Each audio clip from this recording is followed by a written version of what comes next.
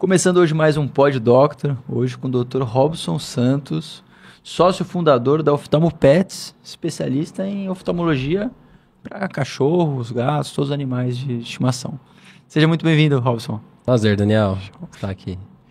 Maravilha. Robson, conta pra gente, começa contando pra gente, da onde que surgiu essa vontade de fazer o curso de veterinária, de se especializar nessa área de oftalmologia? Conta um pouco da sua história mesmo.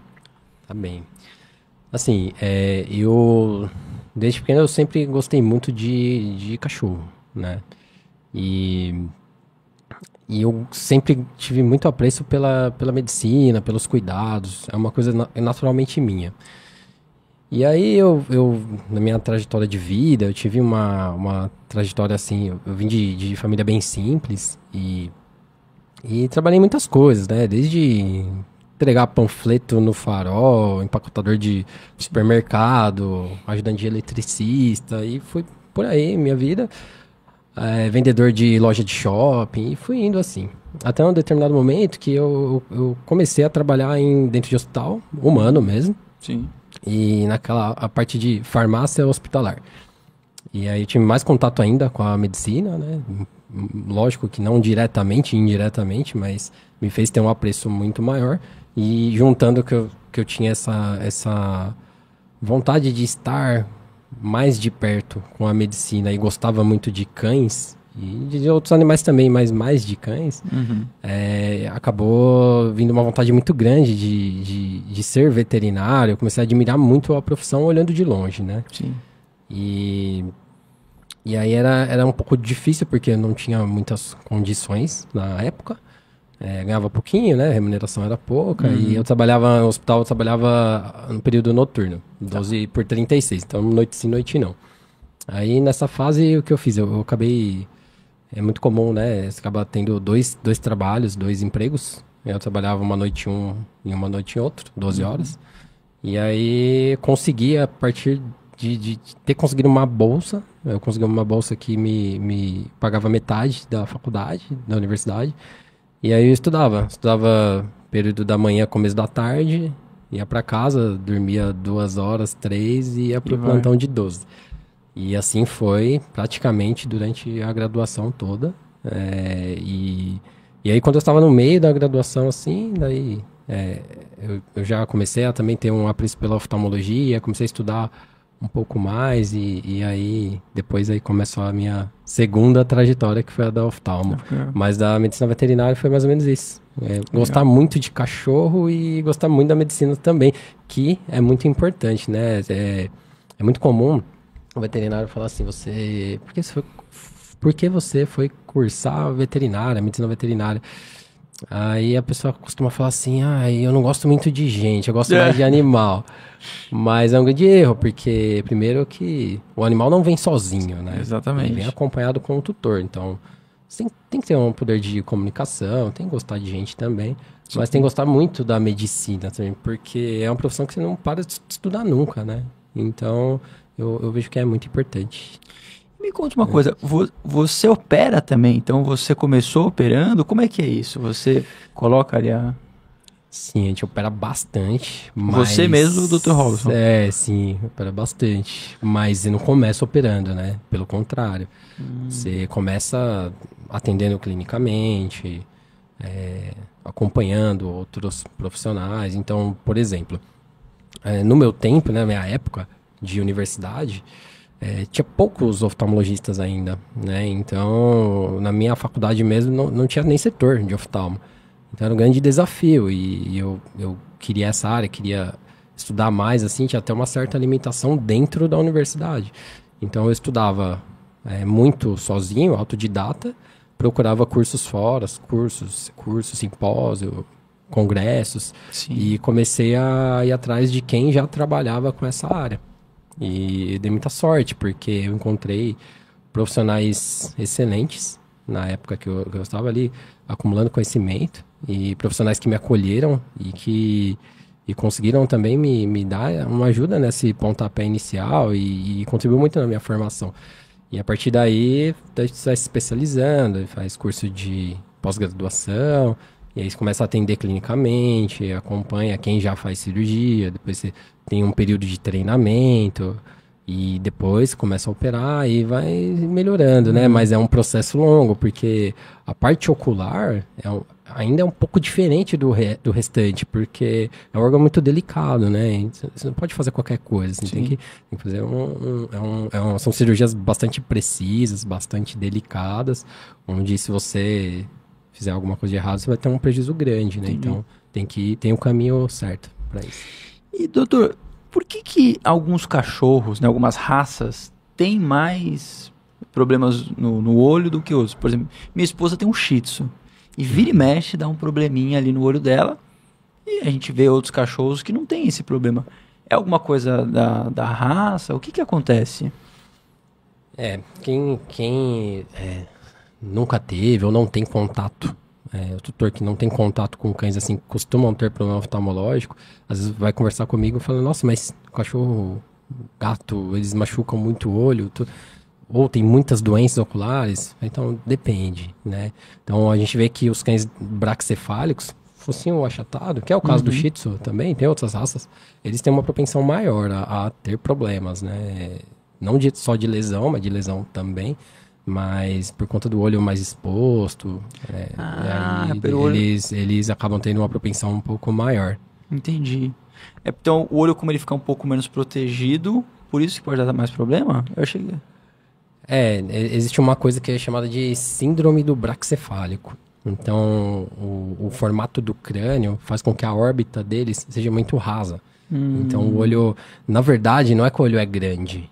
Ele só tá pra fora. O olho é do tamanho de outros, sim, mas ele tá mais pra fora.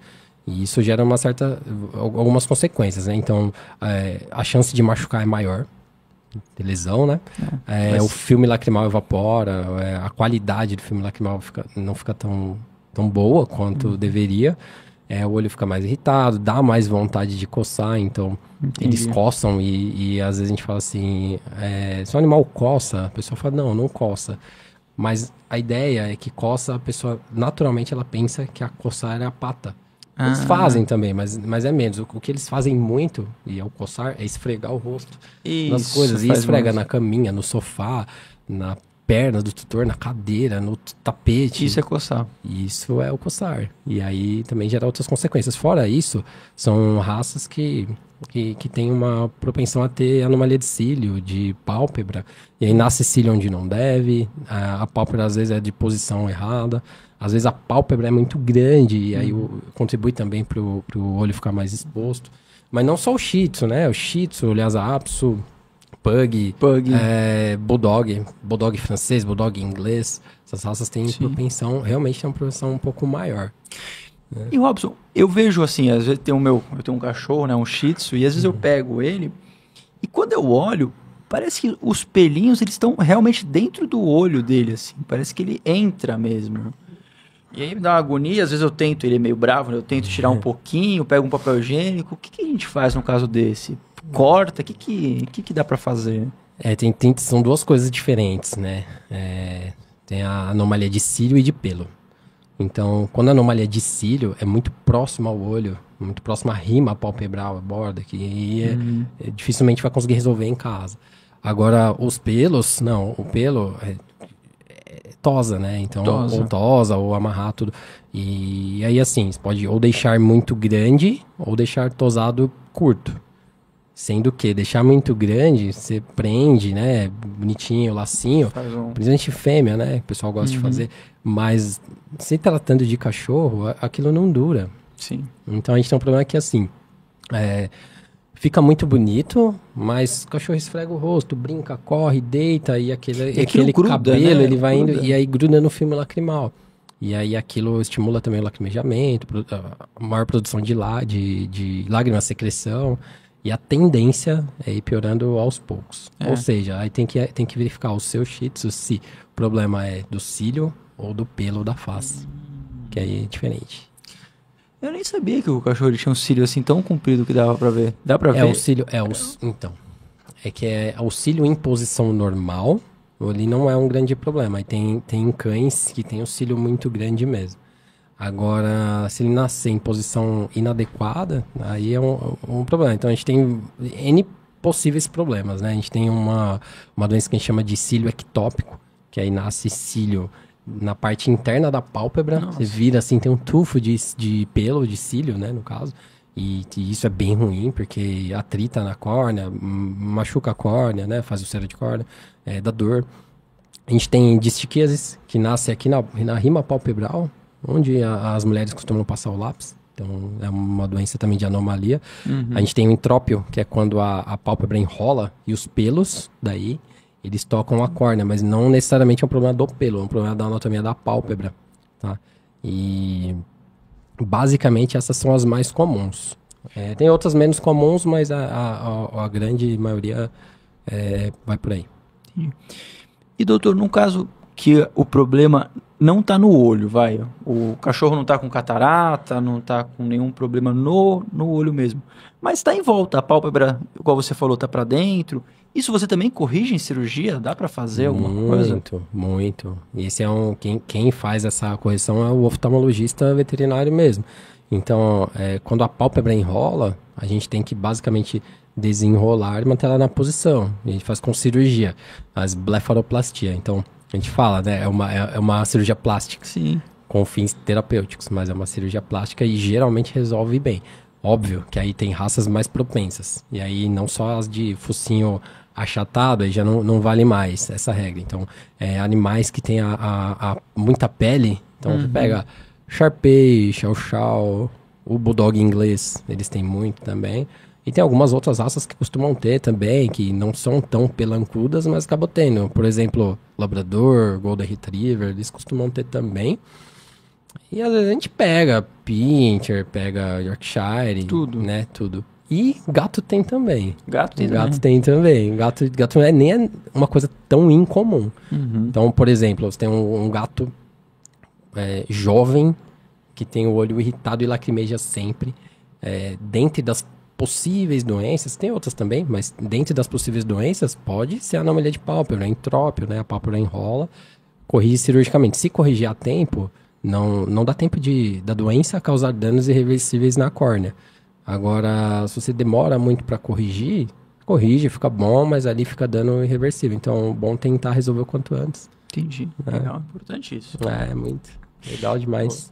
E doutor, o que a gente como dono de cachorro e gato, né? O que a gente tem que ficar atento? Se o cachorro ele começa a se esfregar muito, como é que a gente sabe que ele tá com um possível problema nos olhos? Assim, o cão esfregar muito o rosto, ele pode ter um problema ocular ou não, né? Às vezes é um problema dermatológico, às vezes é um problema otológico no ouvido, né? Agora sim, junto com a coceira, normalmente o olho lacrimeja mais do que deve, fica um pouco mais vermelho, irritado, e tem que ficar mais atento se ele começa a piscar o olho, aí seria realmente uma preocupação um pouco maior. Né? E assim, tentar educar também, né? Corrigir ele quando ele tá coçando, atritando ali o rosto, óbvio. Longe você não vai conseguir, mas quando você estiver perto, tentar corrigir, acometendo ele a não fazer isso, ajuda também um pouco. E Robson, em que momento você falou assim, vou montar a Oftalmopets? Surgiu assim, vou montar uma clínica focada em cirurgia oftalmológica ou era uma clínica veterinária normal e você foi se especializando? Conta pra gente essa história, como é que surgiu? Não é uma clínica de cirurgia oftalmológica, é um centro oftalmológico. Centro então, oftalmológico. Né, a gente faz muito atendimento que não é cirúrgico, né? Faz cirurgia também, faz exames específicos, então tudo que envolve a oftalmologia mesmo. Mas da minha trajetória em si, eu trabalhei como intensivista, como clínico geral, e fui me especializando cada vez mais, e depois comecei a atender como oftalmologista há muitos anos atrás.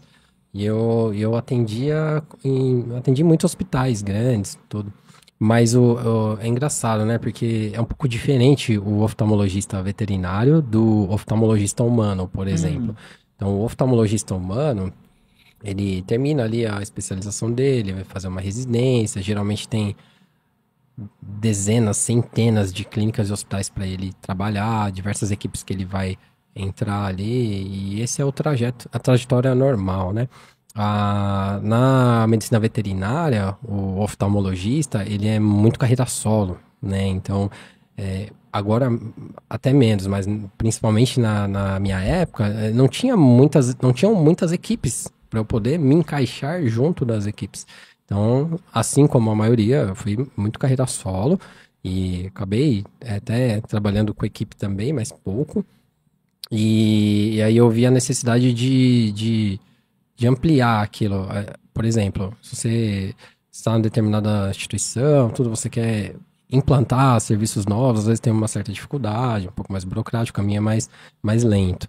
E para formar uma equipe maior também é difícil, uma equipe de oftalmologista. Então, a minha ideia era formar uma equipe de oftalmos e ter um serviço avançado, onde a gente ali conseguia implantar o serviço de qualidade e as coisas novas que aparecem, né? Então, para conseguir um melhor resultado, o que vai trazer mais satisfação para a gente e vai ajudar mais o pet, o tutor. Fora isso, eu sempre tive um espírito empreendedor também. Então, eu tenho diversas valências, diversas qualidades que também contribuem para ter um negócio, porque ter um negócio em si é muito diferente do que você só atender ali, que já é complexo, é uma responsabilidade enorme.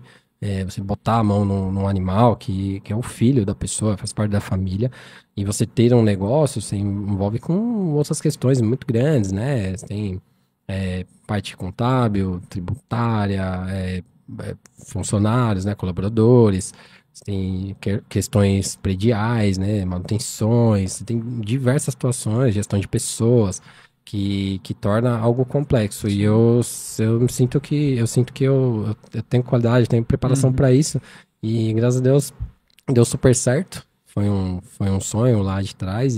Quantos anos já tem? Lá a gente tem 6 anos, 6 anos. no mesmo local, que eu atendo oftalmologia mais ou menos uns 9, 10. E doutor, eu vi que você trouxe aqui, ó, vamos até colocar para cá, você trouxe um olho, né? Um modelo de um modelo. E esse aqui é um olho de um cachorro, né? Ou todo olho é igual? É isso? Como é que é? É igual. O olho, por exemplo, o olho do cão, do gato é igual o do humano, mas ele tem particularidades. Entendi. Então, esse é um olho de humano. Ah, esse é um olho de humano? É um humano, Tá. Ele não tem um modelo específico veterinário, mas o que mudaria? Muito pouco, né? Então, por exemplo, uma das coisas diferentes, a córnea do cão, do gato mais ainda, ela é muito maior, né? Então, aqui a córnea do humano é pequenininha, né? O cristalino do cão, do gato é maior. A área pupilar, a pupila, que o pessoal chama a bolinha do olho, no humano, ela é bem mais fechada, né? No cão não é tão fechada, no gato ela é em fenda. Né? Então, tem essas particularidades, né? Dentre porque outras. o do cachorro você não vê tanto branco, né, do olho. É mais o... Então, no cão, o ideal é que você não veja o branco do olho. Esse é o ideal. É o ideal. Olha, Então, por não sabia exemplo, dessa. seu Shih Tzu que você tem, se você está vendo o branco do olho, já não é tão bom, né? Mas dificilmente você vai ter um Shih Tzu que não vai ver o branco do olho, sabe? Um pouquinho pelo menos vai ver. Se tá vendo muito, então ele tá muito, assim, com o olho muito pra fora. Muito pra... Às vezes dá pra corrigir com cirurgia também. Entendi. Faz plástica, reduz um pouco da fenda palpebral e aí você deixa a córnea mais protegida, né? Isso realmente é importante. Ótimo. E doutor, aproveita que você tá aqui com um olho aqui de modelo e explica pra gente o que acontece no caso de uma catarata de um cão, de um gato. A gente sabe, né, que fica meio... Parece que ficou opaco. Explica pra gente tecnicamente o que seria, como é que funciona. É assim, ó. A gente tem a superfície ocular, que é a córnea, essa parte transparente. Entrando no olho tem a íris, que é o colorido do olho aqui, né? Atrás da íris tem o cristalino, que é uma lente transparente, que fica dentro do olho. E mais para trás tem o fundo do olho, onde fica a retina, né? Então, numa condição normal, a luz entra pela córnea, vai até o cristalino, aquela lente transparente, e converte a luz até a retina. A imagem é formada aqui atrás, através do nervo óptico vai para o cérebro e vai para a via visual. Quando tem a catarata, o que acontece é que o cristalino, aquela lente que fica atrás da íris, atrás do colorido do olho, que é transparente, ela começa um processo de opacificação, ela vai ficando esbranquiçada. E esse processo de opacificação faz com que a luz que chegava até a retina, ela pare aqui. E aí por isso que acaba dando cegueira, tudo. O sinal da catarata começa a ficar na área da pupila, na bolinha do olho, o branco. Então é muito comum a pessoa falar assim, principalmente quando tá no começo, ela fala assim, doutor, o olho do meu cão, ele tá branco, mas ele não fica sempre. Tem momentos que está branco, tem momentos que não. E eu percebo que à noite é mais comum. Então, por que isso acontece? A pupila, ela mexe, né? Ela fecha e abre. Então, quando tem luz, ela fecha.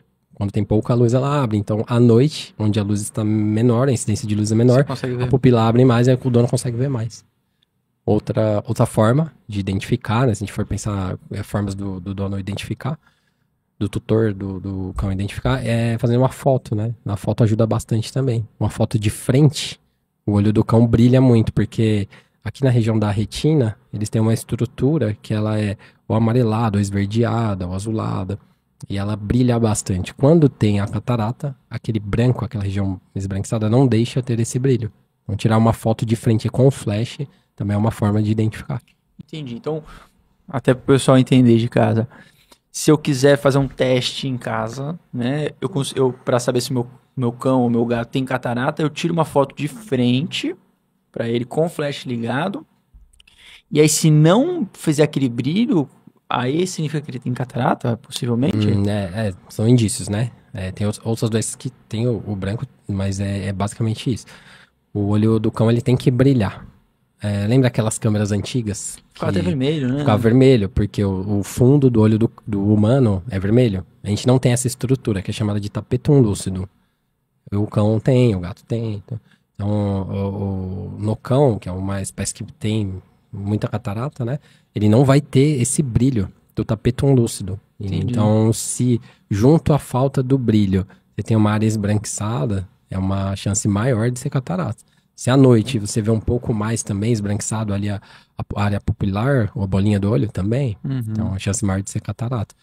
E aí, quando a catarata é bilateral nos dois olhos, o animal já vem cursando também com baixa visual, já começa... E aí já são casos onde ela já está avançando mais. Né?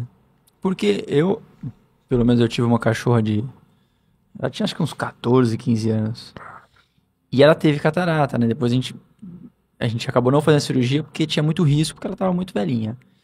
E você olhava o olho dela, era assim, opaco, né? Era bem característico. E eu imagino que a catarata, ela evolui, né? Ela começa, e a gente talvez não ficou atento aos sinais, ela chegou para um quadro tão grande. E como é que é isso, doutor? Você recebe muitos pacientes, muitos cães, gatos, no estágio já avançado da catarata? É comum acontecer isso? A pessoa não se preocupar, não achar que é importante? Eu não diria nem se preocupar. Eu diria mais não perceber, né? Não perceber, isso, né? Mas a maioria acaba chegando no estágio mais avançado, né?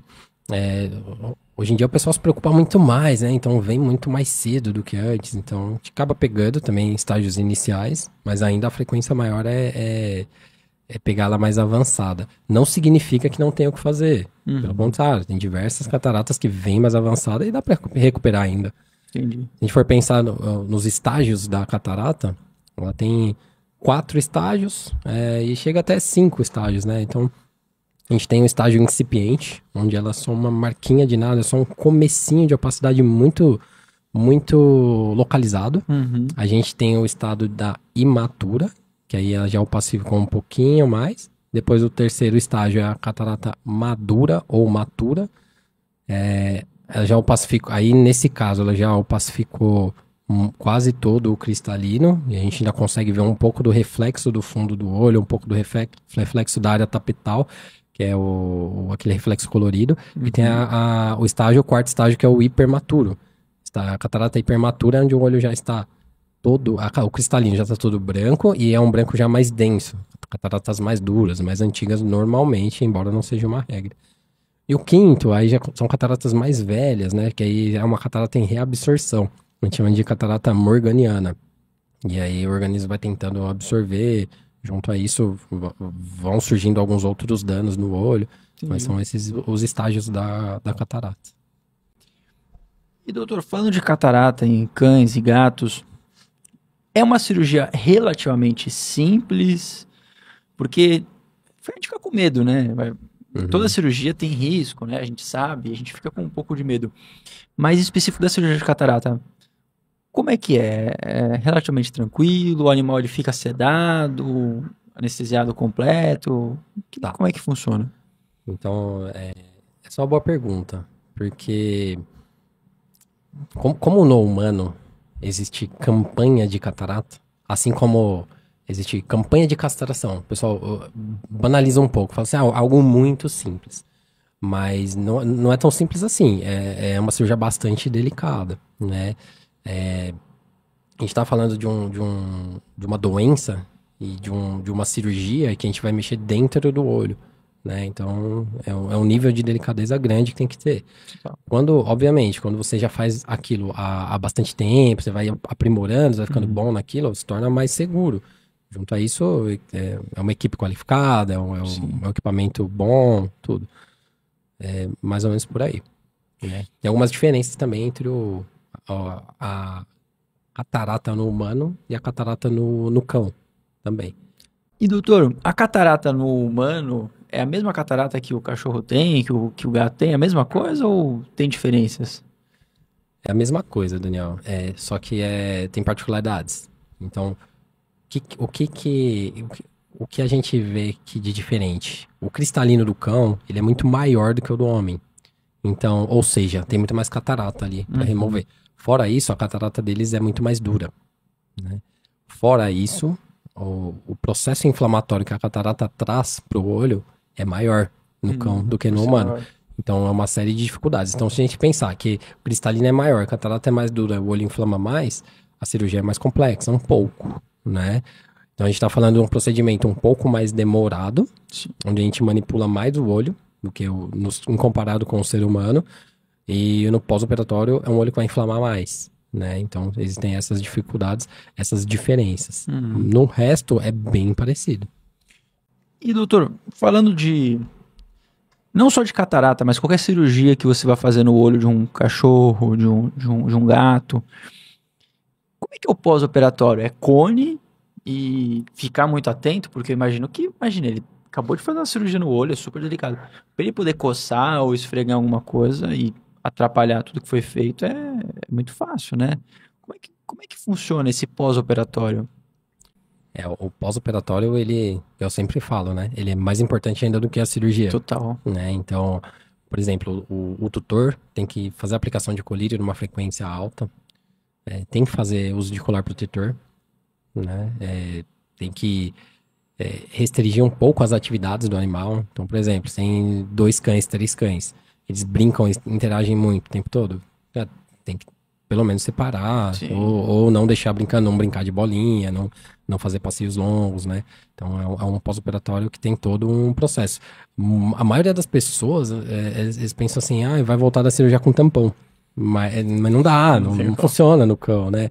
E então tem bastante cuidado, né?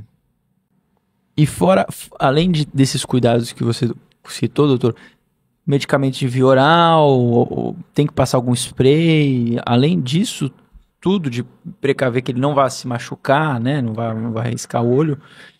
Tem medicamentos que você vai ter que passar? Via oral também, pouco. Então, quando a saúde do pet permite, a gente faz uso de anti-inflamatório. E basicamente isso. O resto é colírio, né? Então, é muito mais colírio. Colírio, né? E limpeza, né? Faz limpeza de secreções, essas coisas, isso faz sim. E doutor, quais são os problemas oculares nos cães que você mais atende na sua clínica? Os problemas oculares mais frequentes são 3, né? Pra gente lá no nosso serviço, o que mais vem é catarata. Mais comum, bastante pra gente. O segundo, doença do olho seco. E terceiro, lesão de córnea, úlcera de córnea. Eles machucam muito, né? A córnea. Então, bem nessa região aqui, né? Se a gente for demonstrar essa parte transparente aqui do olho. Essa daqui é risca, passa uma graminha e faz um corte, é isso? Também. Então, quando tem uma lesão de córnea, aqui dá pra ver bem. A gente tem que, principalmente, definir a gravidade. Às vezes é um cortezinho, uma coisa muito superficial, coisa bobinha, simples. E ok, tranquilo. Recupera rápido, não fica cicatriz nem nada. Aí tem as lesões intermediárias e as graves, né? Então, aquelas mais graves, onde parte da córnea já foi acometida. Então, é mais profunda um pouco. E é uma gravidade intermediária ou uma gravidade alta, né?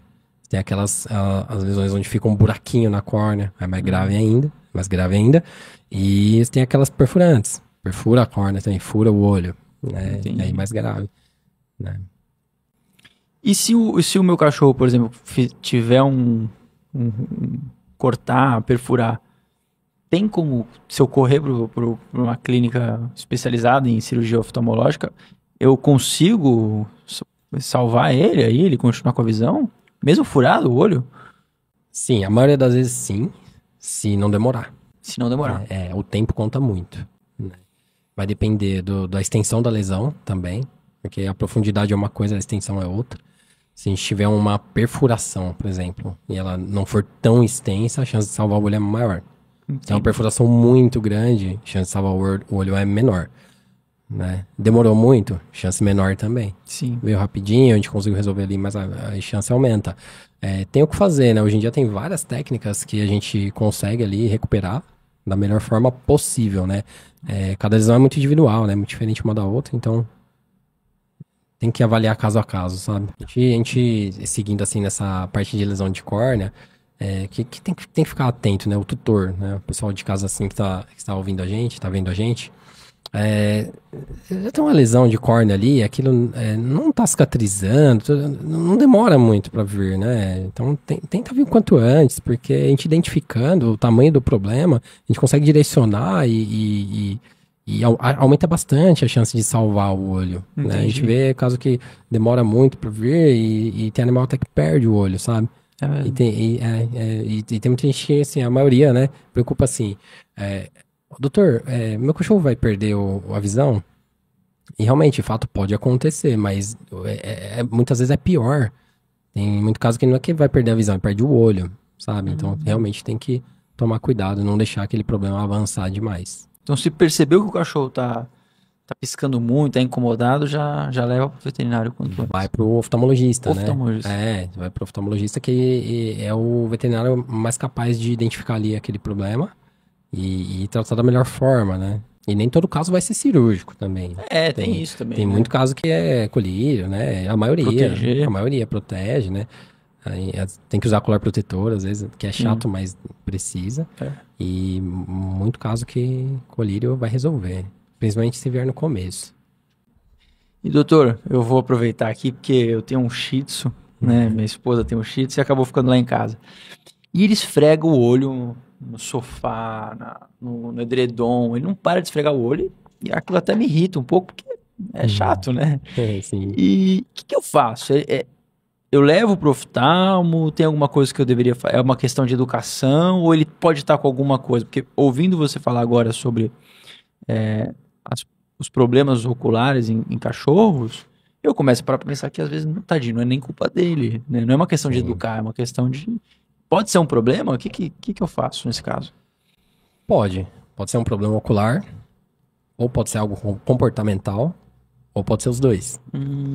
O fato é que, assim, quando os problemas oculares às vezes estão no começo, é muito difícil do dono identificar, né? Então, vamos supor, ele está começando com uma doença do olho seco. E aquela sensação de areia nos olhos, assim como nós humanos a gente tem também, né? Então aquilo começa a dar mais vontade de coçar. E aí ele vai esfregar mais o rosto.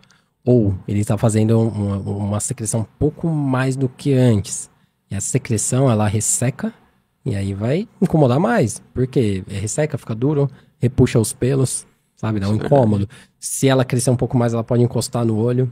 Então, primeira coisa, né? Faz limpeza, soro fisiológico mesmo, com gás, algodão, tira aquele excesso, Sim. né? Desde que seja pouquinho, né? É a primeira coisa. Aquilo persistiu, aí leva no oftalmo, né? Leva no oftalmo. Então, por exemplo, ele tá aqui. Tá tendo doença do olho seco. Ok. Aí ele tá começando, o microfone aqui, ele tá começando uma doença na córnea. Começando a ter vascularização corneana, opacidade corneana. A gente, através desse equipamento aqui, a lâmpada de fenda, vou colocar aqui, ver se dá pra mostrar. Através desse equipamento a gente consegue ver o que a olho nu não. Né? Então é um equipamento sensacional, ele tem diversas funções. Essa é só uma delas, né? Então essa é aquele equipamento quando a gente vai no oftalmologista, que a gente põe o queixo, assim, Então é esse, só que for portátil, né? Então é muito mais confortável para o animal. E a partir daí, a gente identificando algum problema, a gente dá um caminho de que forma melhor tratar aquilo para zerar o problema ou, no mínimo, reduzir aquilo, né? Porque realmente tem problema que a gente consegue reduzir apenas. Perfeito. E, doutor, vendo você mostrar aqui, né, esse aparelho para fazer a leitura do olho, eu fico imaginando aqui, o meu Shih Tzu, ele é super bravo, assim, ele se mexe. Nesse caso, o que acontece? A gente seguraria ele ou ele dá uma sedada? Como é que faz essa parte do exame? Sou muito bom para acalmar. Para lidar com cães bravos. Tem um jeito legal, assim, de lidar com cães bravos. E o que tem que fazer? E a gente acabou de atender um cão agora, há poucos dias atrás, que a dona ligou pra gente e falou, olha, meu cão é muito bravo. E o que vocês fazem? Aí, né, nossa equipe falou, não, a gente faz contenção, normalmente dá certo. Ela falou, e se precisar sedar? Eu falei, não, a gente faz sedação, se precisar, mas normalmente não precisa. E ela falou pra gente, não, vai precisar sim. Sim. Vocês não estão entendendo. E realmente tem caso que tem que sedar, mas quando ela chegou, a gente conseguiu, claro, né, a gente tem uma conversa antes com o tutor, né, explica pra ele como vai ser feito, a gente vai ter que fazer contenção mesmo, vai ter que segurar, e a gente tem um meio já de fazer isso. E a gente fez tudo, segurou o cão, né? Põe focinheira pra nossa própria segurança também. Sim, verdade. Que às vezes colocar a focinheira já é um desafio nesses cães. E deu tudo certo, ela saiu super feliz, né? Esse cão super feliz. Então isso já aconteceu diversas vezes lá com a gente. Então, lá na Oftalmo Pets, o que a gente faz? A gente tenta ter um clima mais tranquilo, realmente tem um clima muito bom lá, um clima tranquilo. E qual é o segredo? A gente vai encostar no animal, vai chegar perto do animal, a gente tem que ser calmo e assertivo. Sim. Então a gente encosta nele, calmo, mas com uma firmeza. E mantendo a calma. Sabendo que tem animal que late, tem animal que chora, tem animal que se joga, se mexe. É normal. A gente já sabe que é aquilo. E com um jeitinho, você vai e consegue segurar. A gente tem uma focinheira que ela é mais própria, ela é mais adaptada para avaliação da parte oftalmológica. Então, ela é menor aqui no focinho. Por quê? Tem outro problema. Você pega animal de focinho achatado, né? Sim. Braquicefálico, como o seu Shih Tzu. A focinheira, você põe, aí encosta no olho. Sim. Então, a gente tem uma focinheira menor também. Específica. Então, que aí faz parte da qualidade de um serviço especializado, né? Sim. E a maneira da gente conter, segurar a cabeça, tem um jeito certo. Segurar a cabeça, segurar o corpo, as patas, colocar a focinheira, retirar a focinheira, tudo tem um jeito certo. Então a gente que é profissional dessa área, a gente tem um meio que a gente, ao longo dos anos, foi desenvolvendo uma maneira de lidar com essa situação. A maioria das vezes dá tudo certo. Se quiser levar o seu Shih Tzu lá, a gente atende, consegue, dá jeito nele. Eu vou levar, o Gui é bravo. Leva lá. Deixa eu deixar esse daqui. Que eu já vou fazer minha próxima pergunta, que é o seguinte.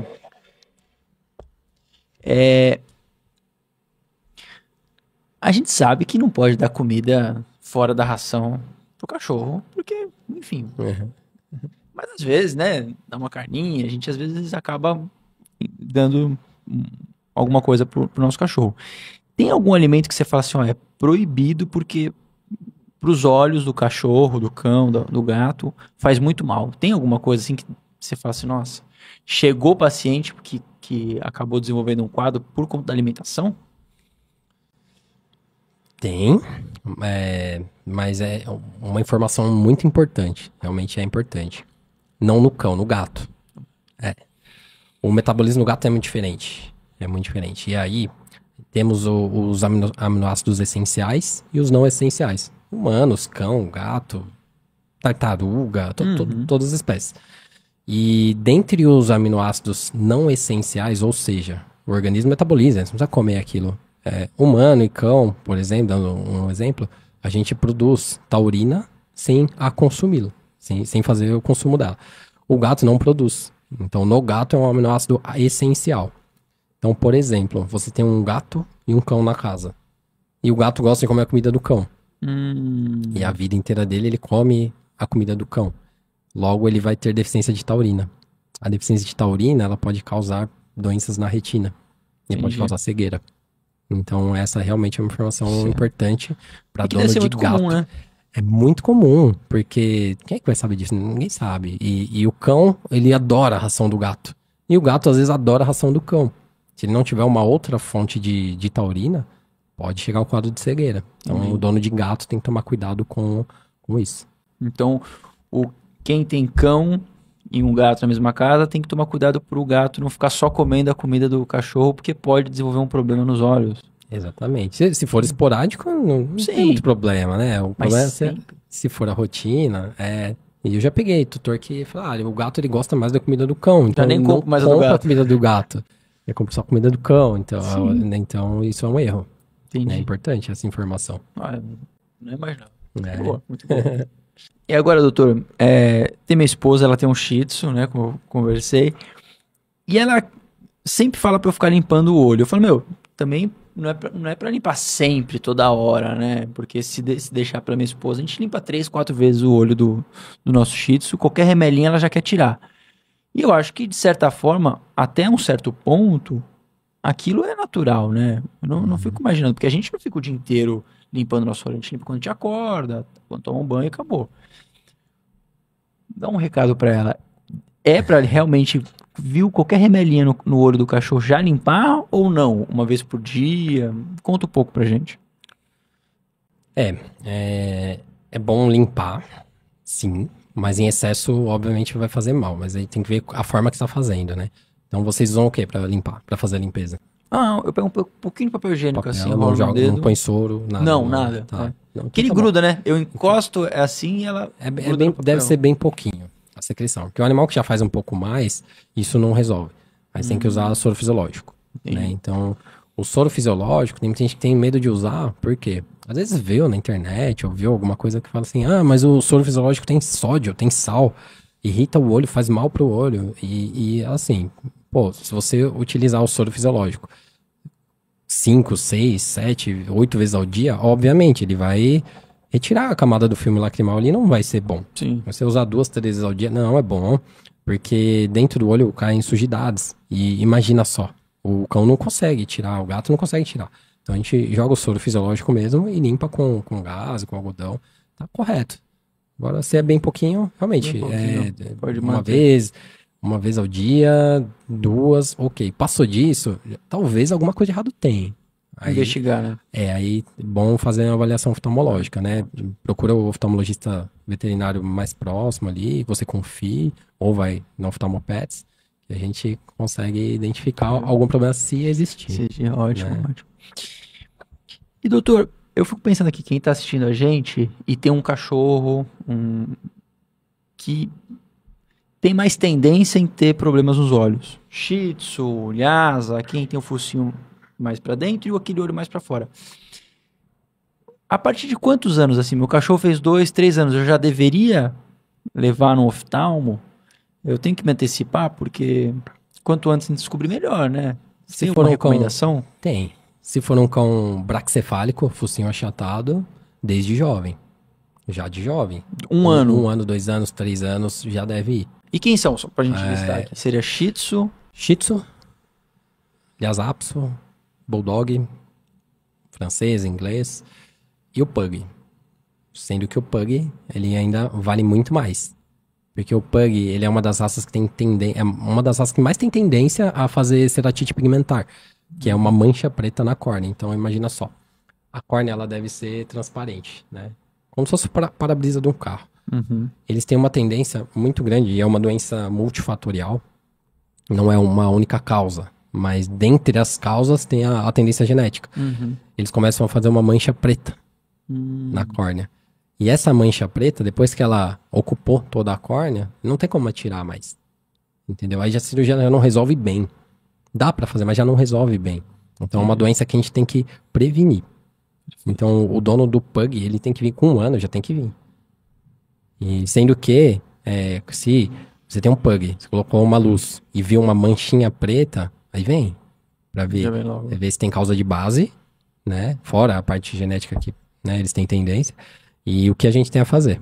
E aí tem caso que é colírio só, tem caso que é cirurgia também, tem N casos, né? Então o dono de pug fica atento. Quanto antes. Quanto antes. Dentro dessas raças, a principal ainda é o pug. Entendi. Porque a gente pega muito pug que chega lá com a mancha, ela não é preta, assim, é um marrom escuro. E a íris, o colorido do olho aqui, ó, que aqui é amarelo, fácil de ver. Mas às vezes a íris do pug, quase todos os pug tem a íris muito escura. É um marrom muito escuro. E o marrom da córnea é quase a cor da íris. Ou seja, é difícil o dono perceber. Então tem que tomar esse cuidado. Entendi. E aí teria que ficar vindo a cada 1 ano? Tem alguma frequência que deveria trazer no oftalmologista? Porque pro humano é isso, né? 1 vez por ano, 1 vez a cada 2 anos, para quem não usa óculos, ir ao oftalmologista. Pro cachorro também é a mesma coisa? Tem que vir com uma certa frequência? Sim, depende do problema. Vai vir numa frequência alta, depende do problema, uma frequência baixa. Não, Então, assim, não tem. Não achou nada. não achou nada? É. 1 vez ao ano. 1 vez ao ano. 1 vez ao ano. Uma vez ao ano faz uma avaliação. E o pessoal, Então... eu pelo menos não... Meu cachorro tem 3 anos, eu nunca levei no oftalmo. Não, eu levo no veterinário. Sim, assim. mas é que muito provavelmente você nunca teve nenhum problema grave ocular. Então eu pego assim, pessoas que nunca tiveram nada, é mais desencanada, né? O pet dela nunca teve nada, é mais desencanado. Sim. O pet da pessoa já teve uma doença grave, ela fica muito mais atenta. Então hoje a gente tem milhares de pacientes, de clientes que vêm muito precoce. Isso é muito bom.